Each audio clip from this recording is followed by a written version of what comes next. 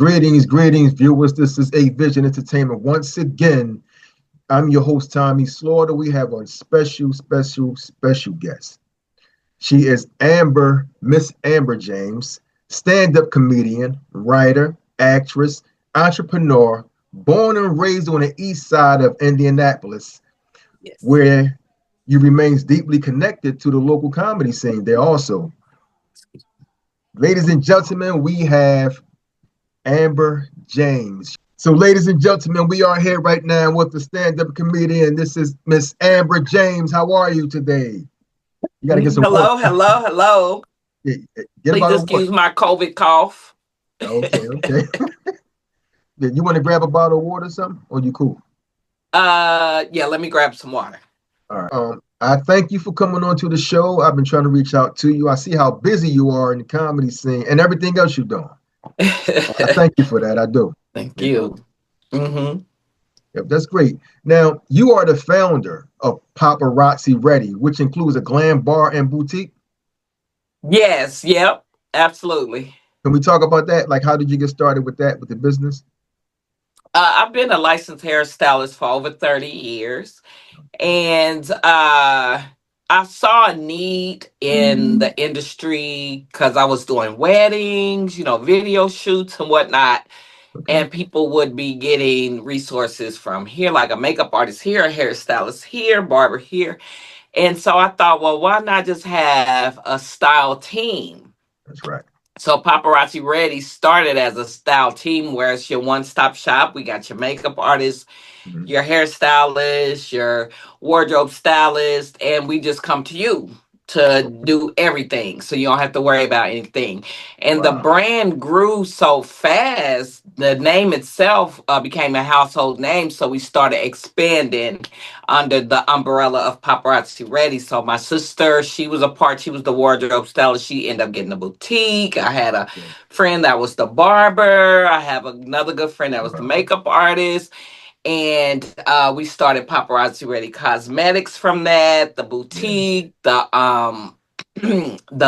glam bar, and finally then we had shoes as well. So my sister ended up passing away, and I put it down for like a second. And then I thought, you know what, she would want us to keep it going. Yeah. So I ended up picking it back up, and it's a brand now. It's a household name. That's great. And how long were you in business for? Like, how long was it open? She had the boutique first. So she was open for a couple of years, then she expanded it to Atlanta Oh, Lance. until she passed away. So that had to be about 3 years. She passed away. We put it down for a couple of years. Then we started it back up in 2017 and been Wow. rolling ever since. Oh, wow. So yeah, Hmm. you had it for a little while. That's great. Yeah. That's great. Yeah. Since 2010 is when I established the brand.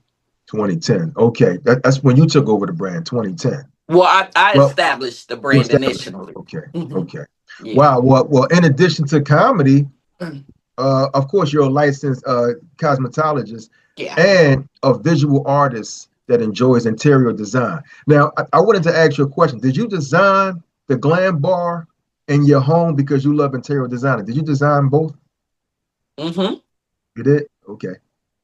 I designed I had a brick and mortar, Okay. and due to COVID I ended up closing it, the glam bar and the boutique, The because it was boutique. two separate brick and mortar entities, and I ended up closing it. But I designed both of those, and then I went online, and now I just have a suite.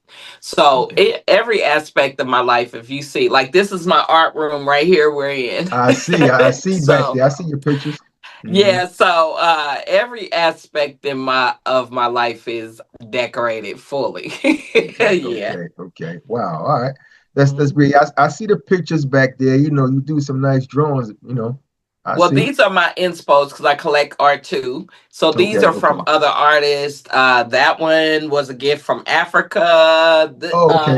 You sent them to me. This is one of my favorite artists in Indianapolis, and as well as that one too. So Wow. So they sent them to you because you're special. yeah, I That's like what to it. think, but no, I purchase because I like to support.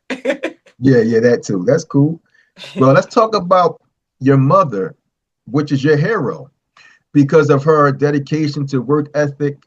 How has that specific example of hard work shaped your own relentless drive, entrepreneurial vision?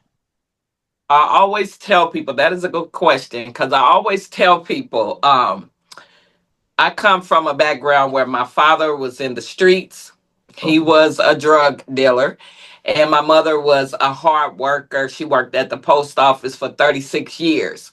Okay. Although I don't really condone the drug dealing Yeah. aspect of my childhood, but it kind of put the hustler in me. My Okay. mother put the hard work in me, so it was kind of like getting both Get worlds. the best of both worlds. Made me the person who I am today. My mother being a hard worker, earnest woman, and that part, and my dad part, just gave me the hustle and the drive to always wake up and try to make a new dollar. Wow. Wow, that's wonderful. So your mother was she is the hero of your story. And your Yeah, dad also, basically, yeah. you know. Wow. Very And good support system. that's wonderful because you need a support system out here, you Yes, you especially do. going through the entertainment business. Yes, You know, you do. some people have their family taking over the business and not just anybody. You know Yeah, what I mean? Like the people that the labels give you, they don't want them. They want their yeah. family to take over. Exactly, exactly. So that's very important. Your comedy is described as bold, fearless, and rooted in genuine experiences. Where do Yes. you draw the line between sharing genuine experiences for humor and maintaining your own personal boundaries and vulnerability? That is such a good question. So, by me being a hairstylist, I keep my ear to the streets, and, I'm constantly talking to clients. And a lot of those stories and jokes that I come derive from them. Oh, So sometimes I add my mix in there or my point of view yeah, in there, but yeah, I get it from all over. So it's really a part of my life, but not necessarily my life because I'm a private person. okay. Um, but just taking it all in and remixing it and adding a little bit of my sauce in there, It's a little and sauce. yeah, that's where the jokes come in. Wow, since you mentioned jokes, and I know sometimes, when you write these jokes, they don't always hit all the time. That's Yeah. why people like to start over. But of course, the comedy industry can be tough. And Yeah. how do you deal with failure, rejection, or just if a joke that doesn't land? If you're on stage and you hit a joke, how do you deal with that? I don't see anything as a failure per se. I All feel right, like sometimes rejection is God's protection. rejection. And I look at it like, okay, well, that wasn't for me. I don't look at it like a failure. I just pivot. But sometimes if the joke don't land, I know it's not me because I'm funny. So Well, that's good. no, You know you're funny. It can't be no, you. but sometimes you got to read the room, and basically, if a joke don't hit, that's all it is. It's Yeah. not necessarily because um, my guy always says there's no such thing as a professional audience. Okay. So I just gotta retreat and get better at reading the room per se because sometimes the joke may land here but not there, Okay. and the joke is funny, the bit is funny, it's hit before but it's not hitting today. I Yeah. put that on me because I'm like, okay, well, I didn't read the room as well as I thought. This is not that kind of audience because I do have a sharp kind of outlook on things, and it's kind of gut punching sometimes, and sometimes the people not ready for it all the time. Yeah. But Yeah. Yeah. for the most part, just reading the room and knowing when to adjust. Okay. That's a hard lesson that I learned a couple times. I'm like, oh, honey. You just went in there. Now for the viewers that don't know, people that's going to be watching this, when you say reading the room, you're talking about observation, who the people are. Or Yes, who the people are. Like one time I can recall I was on tour with Faizon Love and we were in Mississippi. And I had just did Memphis the a couple days before and we went to Jackson, Mississippi. okay. Same jokes hit hard in Memphis. And so I was wondering, I was like, okay, they not feeling me in Jackson. But I Wow. had to call a friend who I knew was from Jackson, and he Mhm. was like, oh, baby, you in the Bible Belt of Oh, the the Bible Bus country. State. Yeah, Bible Bus Yeah. State. That's right. That's Yeah. So I'm like, right. oh, so my bad because and I just should have read, got a feeling for the room. So now I have starter jokes, what I say, and that allows me to get a feel Test for them. the room. Test Yeah, test them. test them. Throw out some Yeah, testers. yeah, Okay. yeah. What kind of audience are y'all? Are y'all going to usher board meeting in the That's right. That's morning, right. or That's are right. y'all partying tonight? That's very interesting. You know why? Because you have to know who you're talking to, who you're in front of, Yes, because you yes, never know. yeah. I just went to a comedy show Saturday night. I did one, and it was a lot of adults. I mean, elderly. I mean, coming in with canes and with pushing. People was trying to be funny, but I guess you got to get on their level, to Yeah, make them laugh. So yeah. I understand what you're saying too, and about the Bible. I'm at the Bible Belt State. Yeah, that's a whole different ball game right there. Let me tell you, put my boots on. That's Put right. my boots on, honey. They gave me an education. I'm like, oh, okay. Got it. That's a whole different ball game. Man, Wow. you So telling so me. how do you handle pressure? Like, how do you handle pressure to constantly create new relevant material while maintaining your mental well-being? So the pressure usually comes for new material in my own city because I have a good following here and I have a lot of support here. So I don't want to water them down with the same stuff over and over again. Okay. So the pressure to come up with new material is usually in my own city. So what I'll do is do crowd work or do a few other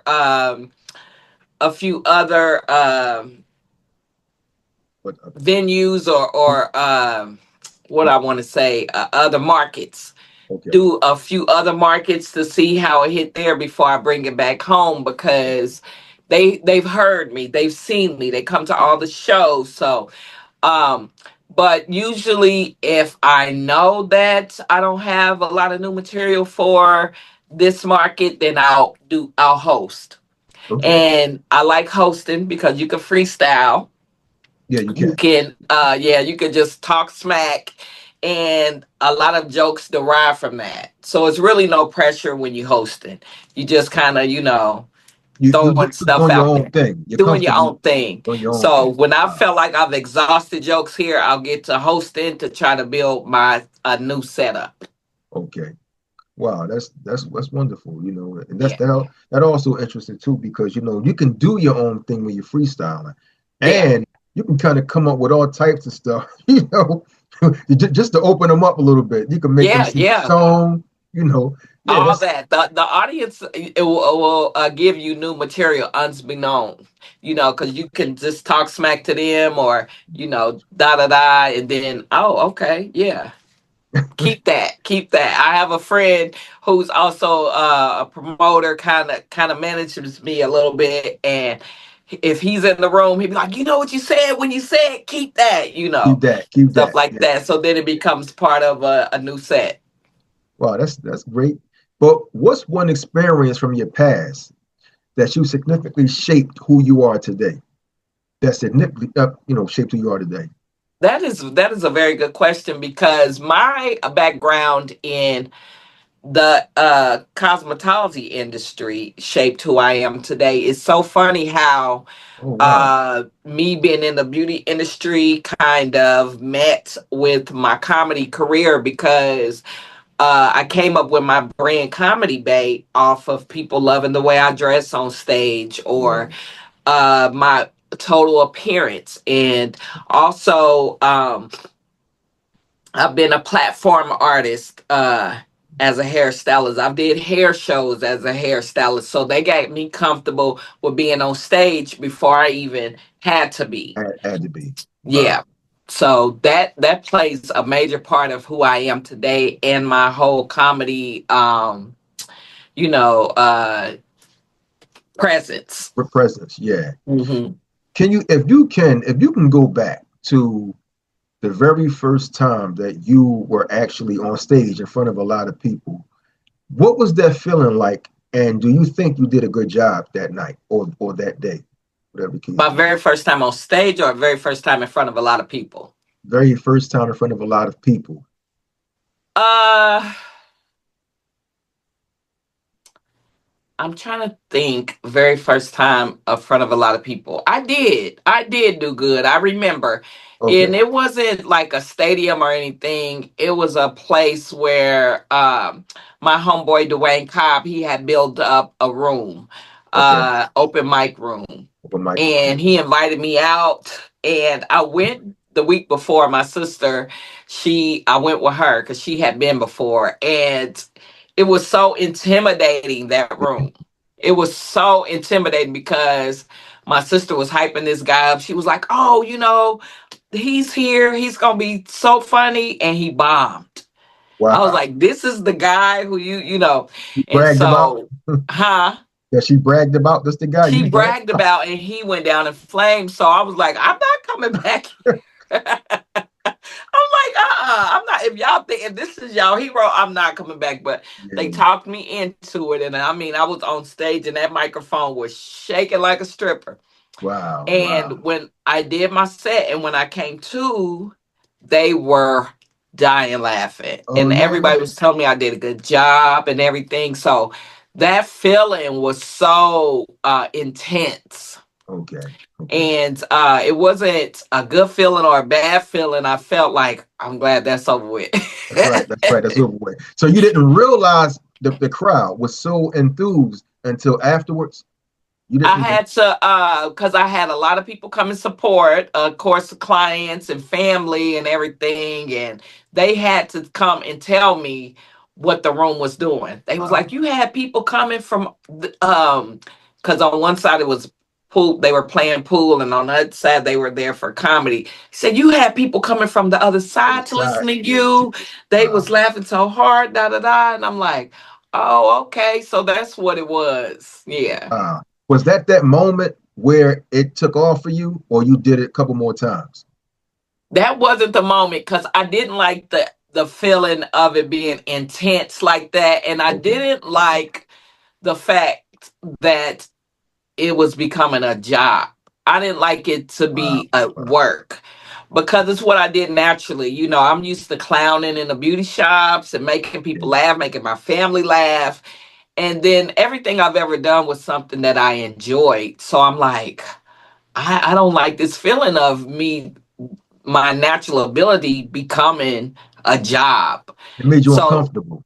Yeah. yeah, it wasn't until years later that I actually started Okay. enjoying it. Now, I did it when people Okay. asked me to, but it was more or less coming from a hustler standpoint. Like, how Okay. much money y'all got, and y'all come, what? Because if I felt like if I was gonna have like um put my time into it, that I was gonna get paid for it. Yeah. Like I Yeah. never done any bringer shows or anything like that. I just was like, okay, how much y'all got? Yeah, I'll come. How Right. much y'all got? But it wasn't necessarily for the love of it. It was more less. If I'm gonna do it, I'm gonna get paid I'm for gonna it. get paid for it. That's right. Yeah. That's right. So it didn't become enjoyment for me until years later.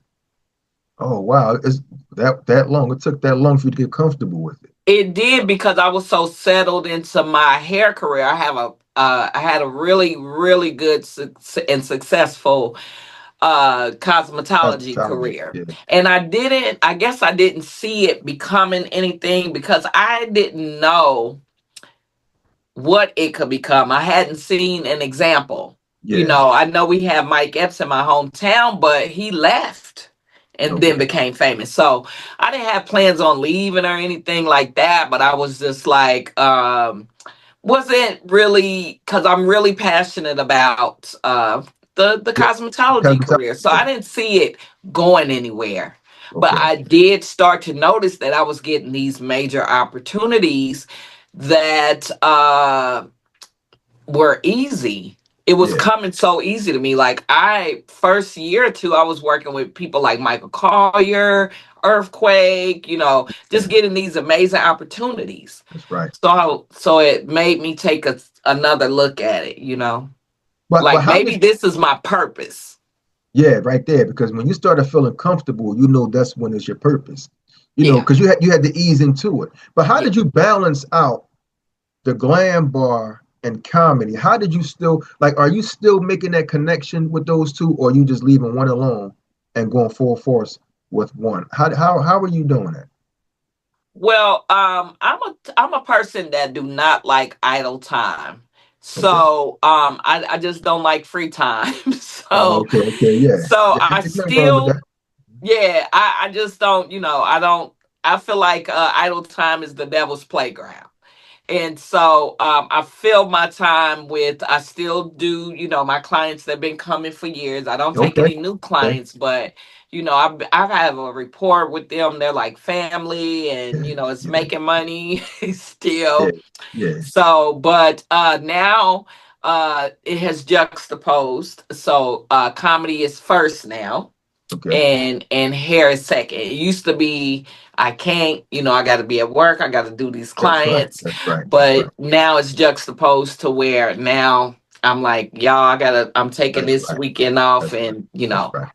Yeah, yeah, I got to get this bag over here, but I'll be back to see y'all another time. yeah, yeah, Well, we just talked about how you shared the stage with many comedy heavyweights too, like hmm Mike Epps, Amanda Seales, Michael Colyar, Earthquake, Bill Bellamy, Deray Davis, Tony Roberts. What's the single most important lesson you've learned about that craft of comedy from one of those experiences? What I learned is because early in the game, another reason why I wasn't too impressed with the career because I was meeting uh people and my naivety Not yeah. was having me believe that these people were supposed to be on all the time. Wow. Yeah, I Wow. was meeting them excited, like, hey, and I thought Surprise, they would be like, surprise. hey, yeah, but I'm Surprise. like, oh, what's wrong with them? Yeah, They yeah, yeah, yeah. but now in it, like enthralled in it, I'm like, oh, like you're not gonna be on all the time. They're No. people too. We're They're all human. people. Yeah, Yeah. And human. so that was a lesson for me early on, like, oh, okay, well, yeah. I'm thinking I'm meeting the people I grew up watching on Def Comedy Jam, and they supposed to be these gestures of clowns when I meet Yeah. them, but It's what they it's were not chilling. chilling. Yeah. Yeah. And see, you will only know that if you around them people like that. Yes. See, when you're on the outside looking in, you just think so highly of certain people. But Yes. once you get in that circle, you be like, oh man, I didn't know it was all. It's not even like that. You know what I Yeah. mean? So that's what it's like. Some people don't know that until they get involved. You got to see Yeah. that for yourself. Yeah, and there are Wow. like everybody I've worked with so far, like I'm super cool with. Like they went from people I grew up watching and That's right. admiring to like I can call them for anything now. Wow. Yeah. Wow. So we're just going to go and just talk about your next shows, events coming up. You can just plug that in, let them know where you're going to be, and what's next for you and that comedy realm. So this week I'll be with Donnell Rollins in Iowa. Then Thanksgiving week I'll be in New York City at Stress Factory and filming a comedy a pilot Okay. uh filming a comedy pilot Yeah. in New York Okay. for Talent Harris. I'm sorry. Yeah. And then after that I'll be in Indianapolis. I have the Okay. Helium. So I'll be with Howie Wow. Bell, Talent, and Kevin White at the Helium. Wow. Wow. Wow. Wow. I Yeah. told you. I told you you have your hands full. You have a busy schedule. You know what I mean? Yes. So Yeah. Yeah. yeah. Wow. And how has your relationships with your family influenced your views on relationships in general? So they have influenced. Well, they don't really have an influence on my relationship. You talking about personal relationships? Well, just in general, like your friends or like being with your family, how does that influence your own outside, like with your friends? Your family is one thing, and then you have your friends. How is that influence? You know, So I've mastered compartmentalizing, okay, and so I can either get them together for events, events, yeah, yeah, or it's just separate. It's just okay, separate. Like my friends are my friends, yeah, and my family's my family, and both are equally important. yeah, But they know when I'm outside. But when right, I'm, right. Family, yeah, entertaining my family, it's family. My nickname is Sugar Sugar, so sugar, they sugar. know I'm Sugar Sugar, Okay, and with the family, and I can let my hair down and be yeah. myself with my friends. So Wow. So, do your family come to all your shows? Do they support you a a lot of lot? them do. They A do. lot of them do. All right. Yeah. Wow. You know, when you get into this business and things start working out for you, have you had any envy or jealousy from sides of people? How do you deal with that when you know that something you feel uncomfortable in front of certain people now because you on a different, I don't want to say, well, different level, I'm guessing. Do people treat you differently on the envious side? Like, Hold that thought one second. Put a pin in that. Somebody's at my door. I'm sorry. no problem. I'm on a podcast. Okay. They got in. All right, Okay. that's cool. That's cool. That is a good question as well. You got the questions. I told Okay. I told you I'm coming. You do. Mhm. I don't see them. I do Oh, not see them. okay, The only how I see them is if someone brings it to my attention. I okay. get so much love All right, that cool. I feel like I will slight the people who love me if I give any attention to anybody that's hating. Okay, And I know there's gonna be that, but sometimes you're just chosen, you that's know. right. That's right. And Yeah, sometimes I do feel a little survivor's remorse if I get opportunities that some of my counterparts don't, because I know that they are just live and breathe comedy. I know that they are striving and thriving, right. That's right. but and I have other things going on, Hmm. Yeah, so yeah. I don't I don't really Care get. or think about it or get into it.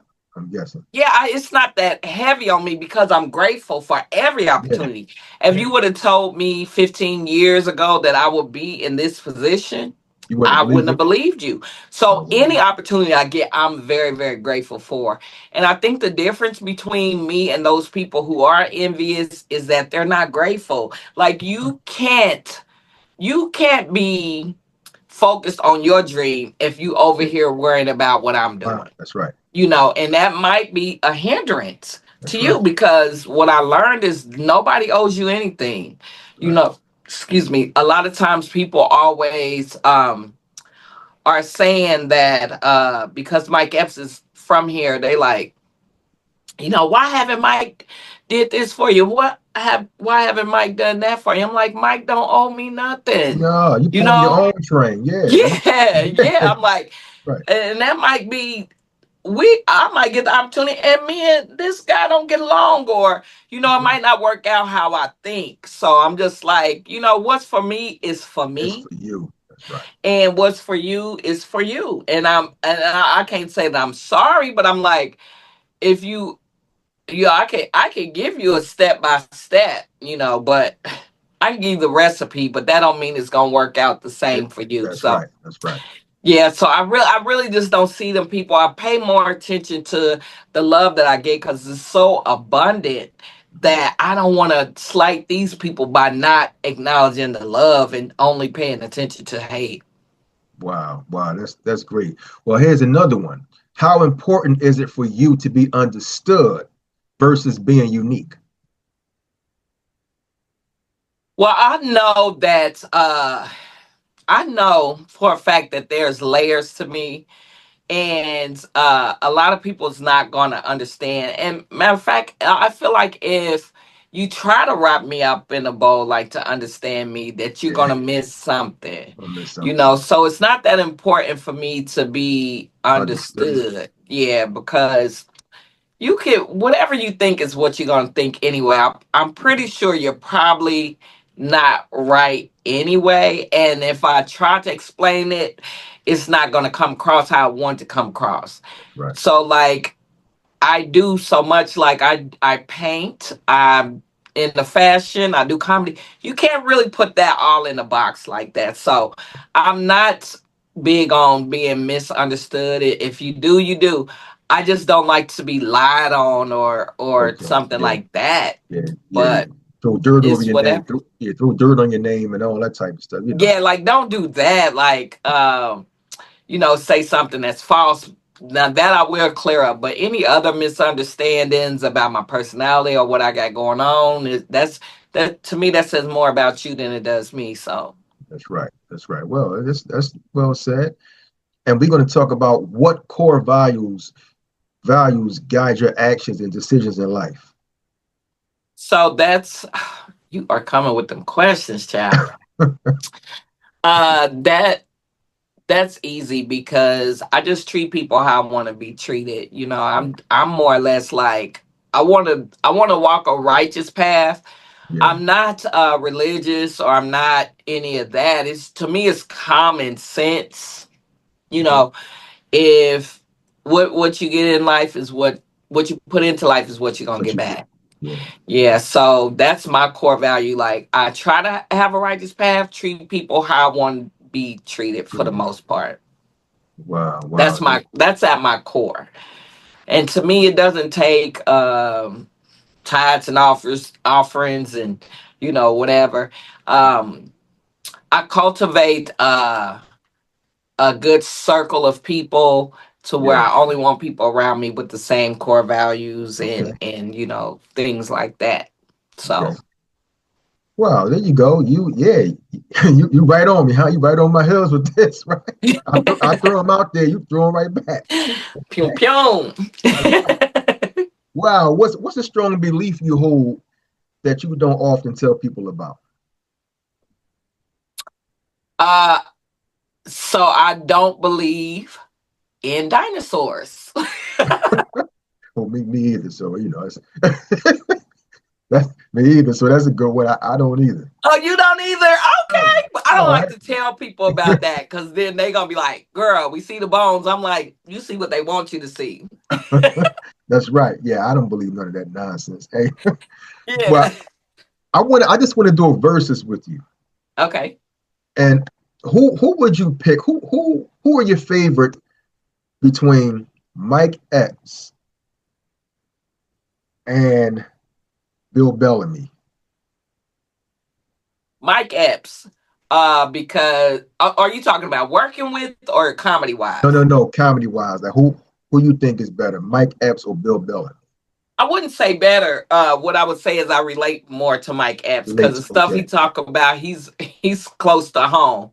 I Okay. love Bill Bellamy's storytelling ability. He could Uh-huh. tell a story, Yeah, he something can. that I aspire to. But Mike Epps, he's just more relatable to me because I understand the I'm language and sorry. I'm sorry for that. The cops. Go ahead. You can go ahead. You can go ahead.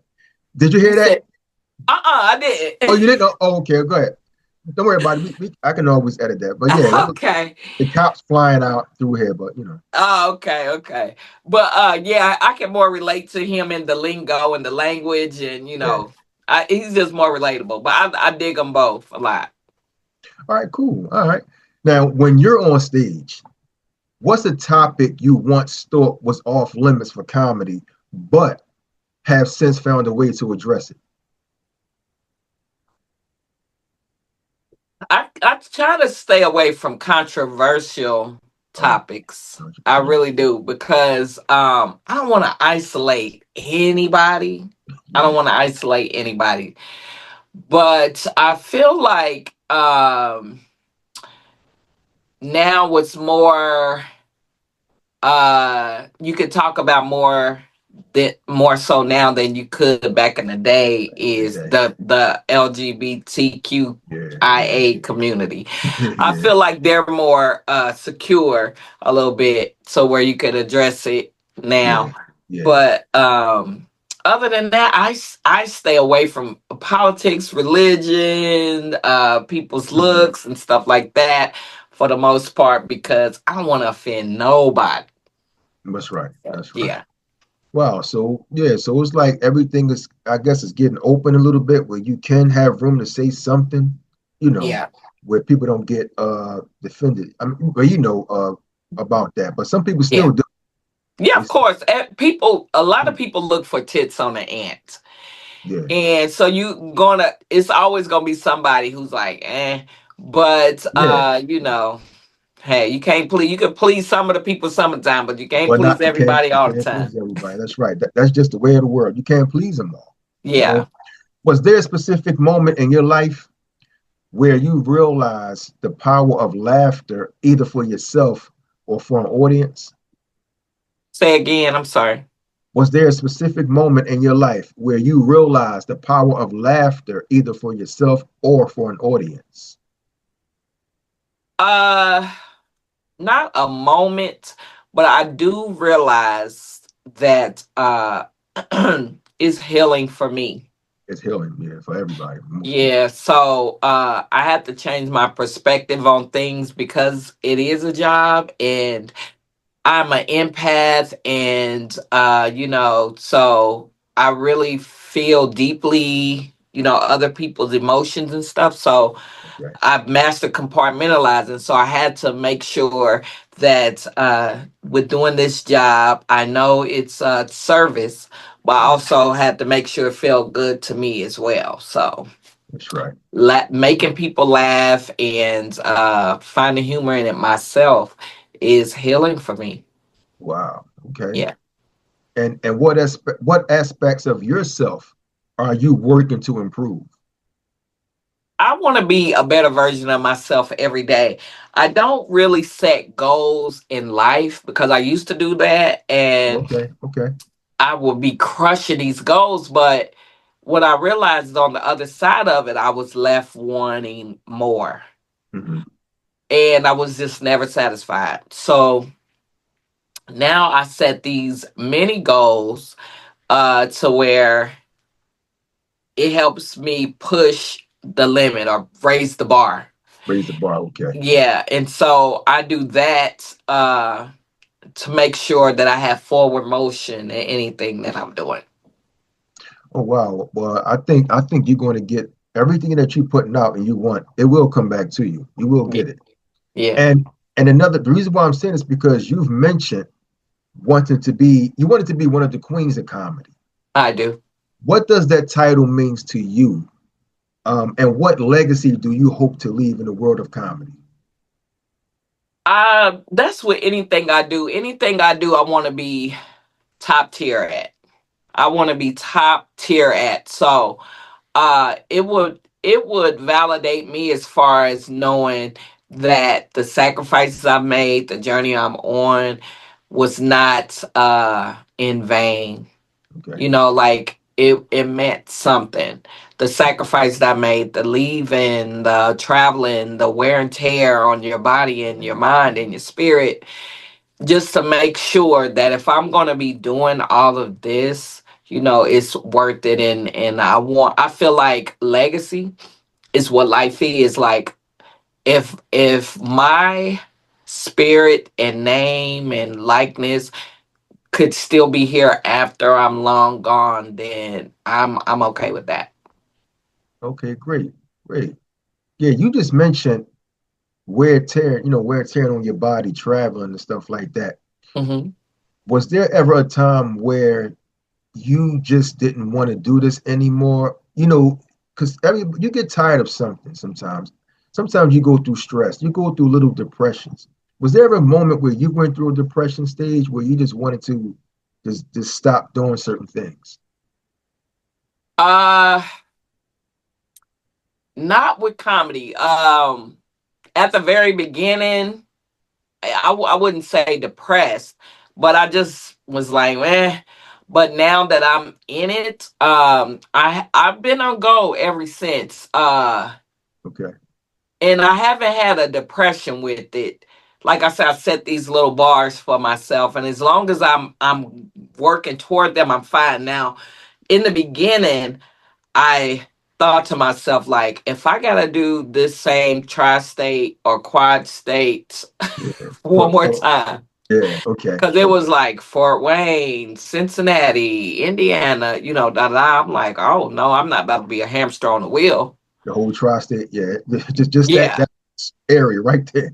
yeah. Wow. So I did get tired of that at first. Yeah. It's not really depression, but like, I've seen it, you Yeah. know. Yeah. Yeah. You just got like it's time for a change. Yeah, it's time That's for a what you know. change. Yeah. So I just set these bars and uh uh manifest to where I want to be next and stuff like that. So just more or less bored with a cycle more than anything. Not really depressed. After my sister passed away, I did go through grieving, A little grieving. which Yeah. I probably fell off for a few months of doing that, Yeah. but never really wanted to stop because it did make me feel like she was a driving force, you Yeah. know, when I would get on stage or whatever, because I know that's what she wanted me to do, and she was my biggest fan. So I couldn't stop for that, For that. Yeah. because I know she wouldn't have wanted that. Wow. Wow. You've been around a lot of stars. I mean, heavy hitters like we talked about before. How was the conversation like when you talking to people like Samore or Monique, if you met Monique? How was that environment, just being with them? How was that just being around them? That whole That is conversation. so funny that you asked that because I have not met I have not met Monique, Monique, okay. but I have met some more. And the funny thing about that is a lot of people always say, well, you act like you've been knowing these people for years, Yeah, yeah, because I see them as my peers. that's right. I never see them as like Stars, stars and all this stuff. well, I know they're stars. I don't want to take that away from them, But but yeah, yeah, yeah. yeah, I've always felt like they started where I started. And Okay, I always felt like, yeah, my peers, and I can be like, you'll see me again.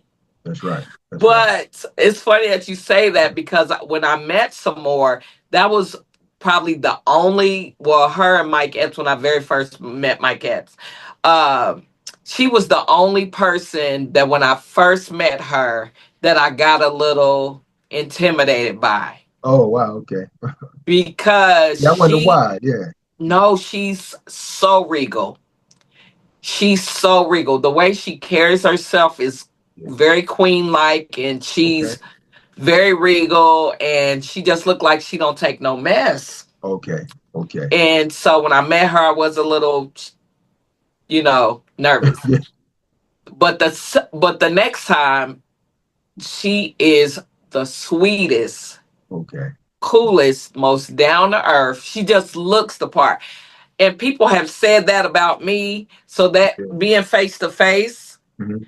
with that, I get it now. Because I used to be like, well, why are people scared of me? Or because they be like, they so scared to talk to you. I'm like, why? I'm just, Yeah, I'm me or whatever. And I finally got it. I'm like, oh, okay, because this bitch looked like, the queen, and oh, she is a queen, but getting to know her and talking to her more and more, and she's so dope. She's so dope.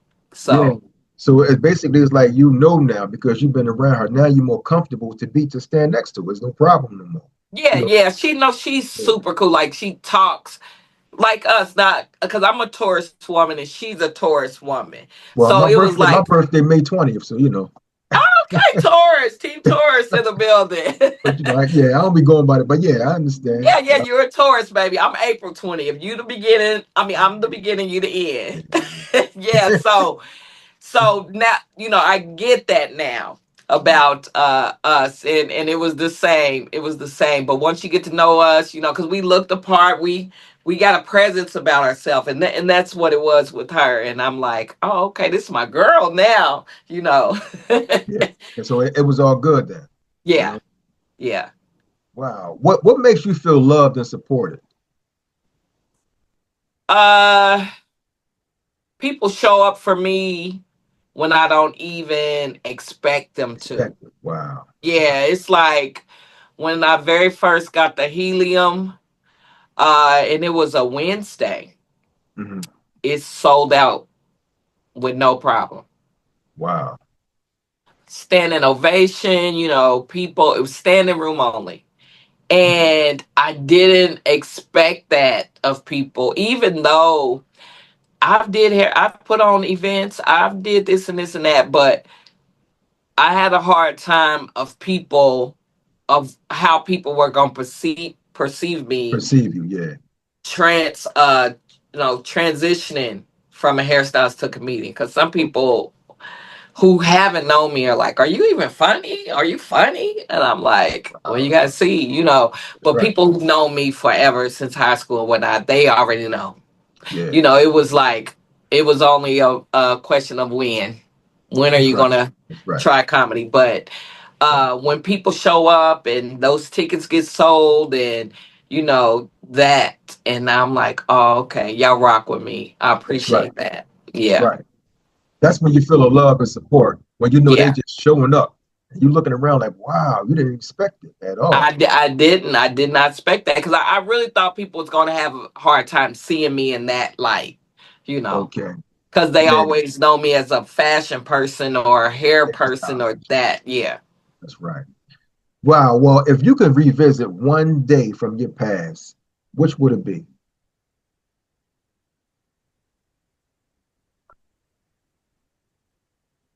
It will have to be probably the day that my sister passed away. Because we were like this, and she passed away on my birthday. Mhm. And I wish, I don't know. I don't know. I just probably, because in hindsight, I left. I went to Sweetie Pies to celebrate my birthday, Okay. and she was supposed to come, and she just wasn't feeling well that day. And I'm like, okay, well, I'll bring you something back. Mhm. And all the time, I'm like, oh my God, thank God I wasn't there, Wow. Okay. you know. Yeah. But then sometimes I'm like, I should have been there. But in reality, I know I could not have been there. I could not have. If God is involved, there's no way, no matter if you was there or not. If Yeah, he's if it's you know how they say if when he comes and take you, that's just what it is. it just is what it is. So, and I went for a reason and da da da. But I don't know. It's just like probably I would say that day just a few minutes more, Okay, a few probably. minutes Yeah, more. Okay. Wow. yeah, Wow. Yeah, I understand. I do. yeah. I do. Well, and I have a question for you. I'm almost done. This question right here is something that I have to also piggyback. Whatever you talk about, I also want to have an input on Okay. that. And you are passionate about supporting single mothers, right? Yes. Yeah. What's the most significant challenge you believe single mothers face today? And how do you envision your platform helping to uplift them in the future? I feel like I'm always going to support single mothers because I, being a single mom, I just did not know what that was going to look like. Okay. It, Okay. it surprised me, and I had to spring into action, and it's just, I just didn't know. Like, I know my mom was a single mom or whatever, but I just didn't know what all she had endured until I became one. Okay. And I'm like, okay, you need a support. You need me time. It ain't all the way. You can't always be about the kids, you know?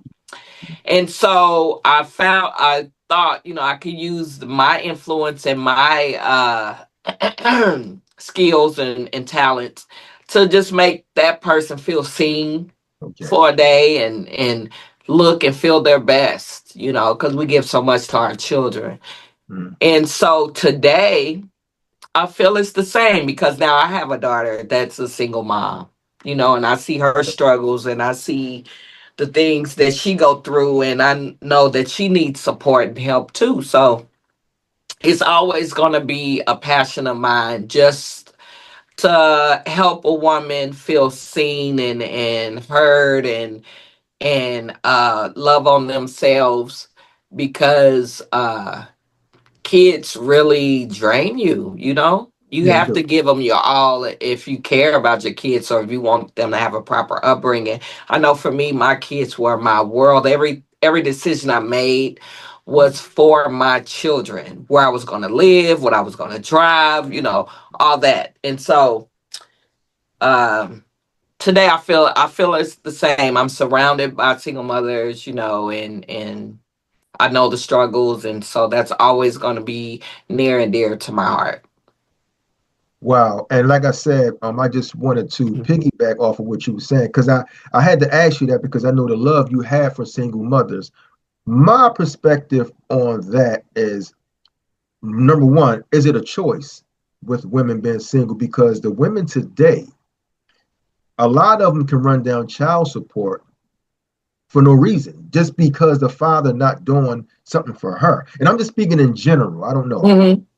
And when you speak of single mothers, do you think that they're single because of a reason? Because sometimes the father could be in jail or get murdered, but a lot of women today don't know how to behave or control their emotions, which will cause them to be single because the man to get upset, maybe leave. Do you think that, and I'm not saying all women, but do you think that a good percentage of them are single because of their actions? That's not my experience. And like I said, I'm And surrounded that's, by single mothers. and Not that, one of my friends that are single moms, not one of my family members that are single moms received child support. I did not. My daughter does not. My mom did not. My friends do not. yeah, not you, Um, just in general, like women that say that they're single mothers, you well, know. how did they get single moms? Is that what you're asking? Well, do you believe that a percentage of them are single because of their actions? Something may happen where, I think just having babies young and the relationship didn't work out. I don't think there's no okay, like overall umbrella explanation for it. We were once yeah, in love with these niggas and it didn't work out.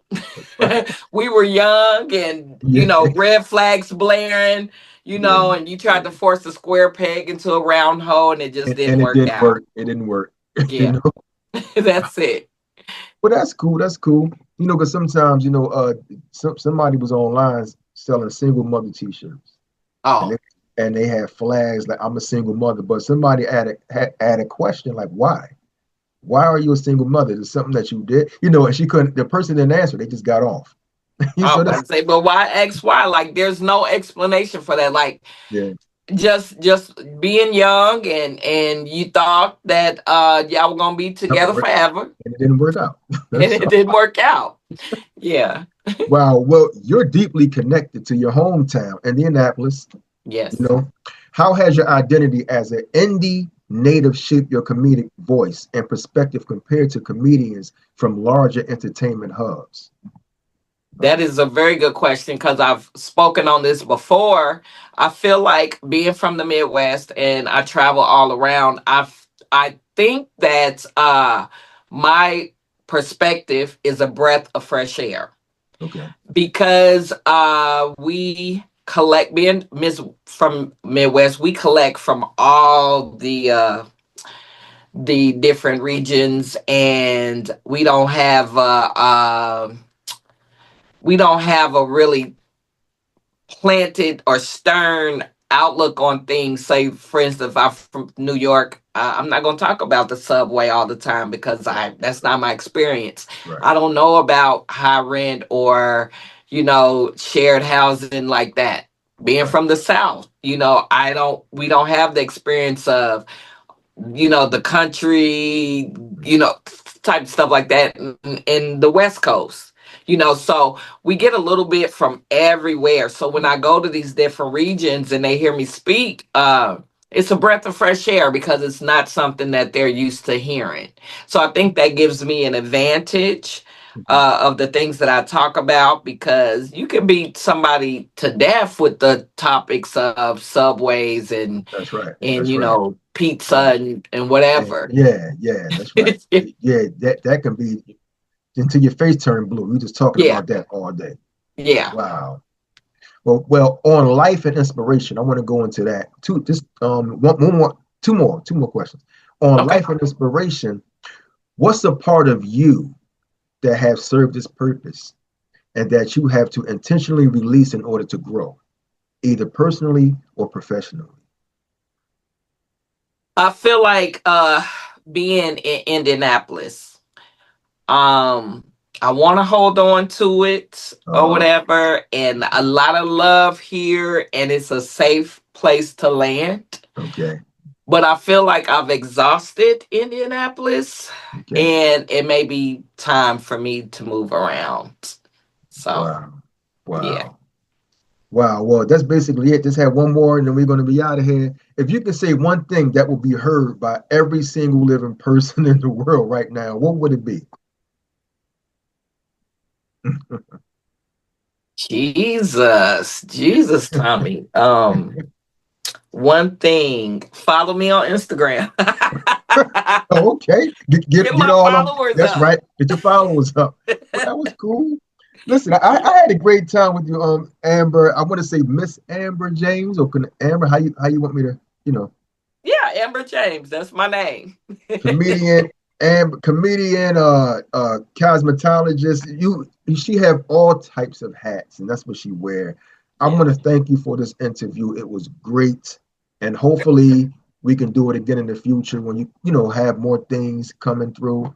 And you also, like you said, you have shows coming up too, so you can also plug that in too if you like. Let them know your Instagram, your YouTube, and all of that.